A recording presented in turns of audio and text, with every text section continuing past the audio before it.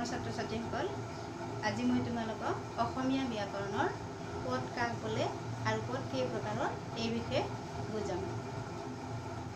বাক্যত ব্যৱহাৰ হোৱা প্ৰতিটো শব্দকে পদ বুলি কোৱা হয়। পদ হ'ল 5 প্ৰকাৰৰ। এতিয়া এই 5 প্ৰকাৰটো হৈছে বিশেষ্য, বিশেষণ, সৰ্বনাম, ক্ৰিয়া, অব্যয়।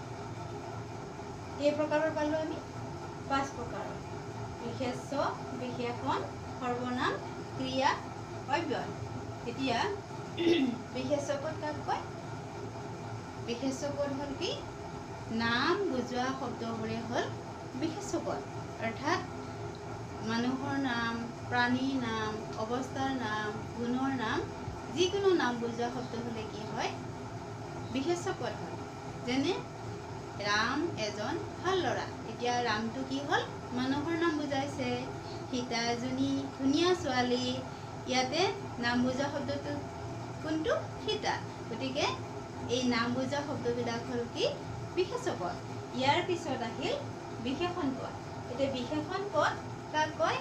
যে বিশেষ্য পদ বা আন যিকোনো পদৰ গুণ, দোষ, সংখ্যা, পৰিমাণ আদি বুজোৱা পদবিলাকক কি বুলি কোৱা হয়? বিশেষণ পদ বুলি কোৱা হয়। যেনে সি ওখ, সি চাপৰ, মোৰ চুলিখিনি ক'লা। এতিয়া সি ওখ বুলি কওঁতে সি কেনেকুৱা? ওখ বুজাইছে। মোৰ চুলিখিনি কেনেকুৱা? ক'লা। এতিয়া ক'লা, বগা, ওখ, চাপৰ এইবিলাক হ'ল কি? বিশেষণ পদ। ইয়াৰ পিছত আহিল সৰ্বনাম পদ। সৰ্বনাম পদ হ'ল বিশেষ্য পদৰ সলনি ব্যৱহাৰ হোৱা পদকে কি বুলি কোৱা হয়? সৰ্বনাম পদ বুলি কোৱা হয়। যেনে সি, তাই, মই, আমি এইবোৰ হ'ল কি? সৰ্বনাম পদ।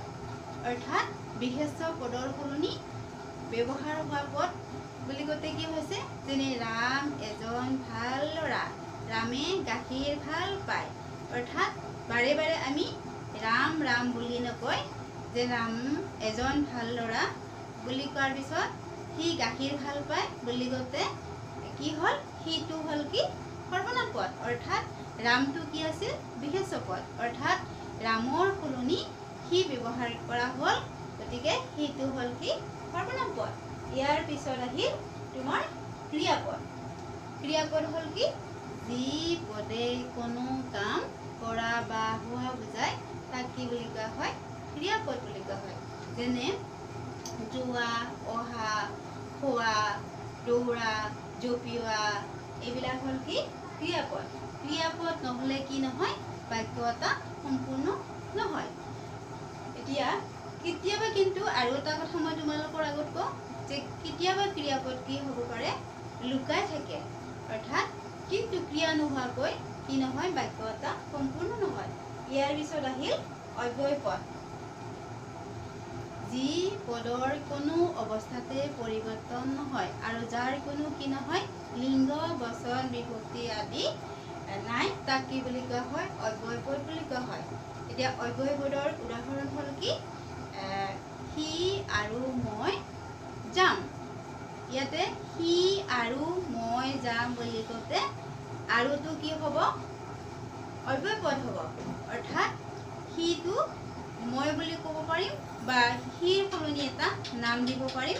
কিন্তু আমি আৰুটো কি লিংগ বা কি বচন, একবচন নে বহুবচন, স্ত্ৰীলিংগ নে পুংলিংগ আমি এইটো কেতিয়াও ক'ব নোৱাৰোঁ আৰু এইটোৰ কেতিয়াও কি নহয়? সলনি নহয়। সেইকাৰণে আৰুটো কি হ'ল? অব্যয় পদ। এতিয়া পদ কেই প্ৰকাৰৰ আমি পালোঁ যে বিশেষ্য পদ, বিশেষণ পদ, সৰ্বনাম পদ, ক্ৰিয়াপদ আৰু হ'ল অব্যয় পদ। এতিয়া বিশেষ্য, বিশেষণ, সৰ্বনাম, ক্ৰিয়া, অব্যয় কেইবিধ হ'ল? 5 বিধ। আৰু কাক বোলে? মই আকৌ এবাৰ চমুৱাই কৈ দিছোঁ। বিশেষ্য পদ হ'ল কি? নাম বুজোৱা শব্দবিলাকক বিশেষ্য পদ বুলি কোৱা হয়।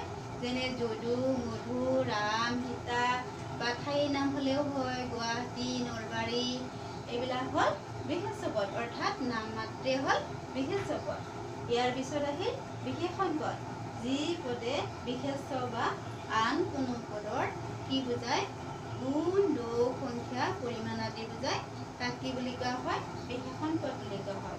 সৰ্বনাম পদ হ'ল বিশেষ্য পদৰ সলনি ব্যৱহাৰ হোৱা পদক সৰ্বনাম পদ বুলি কোৱা হয়।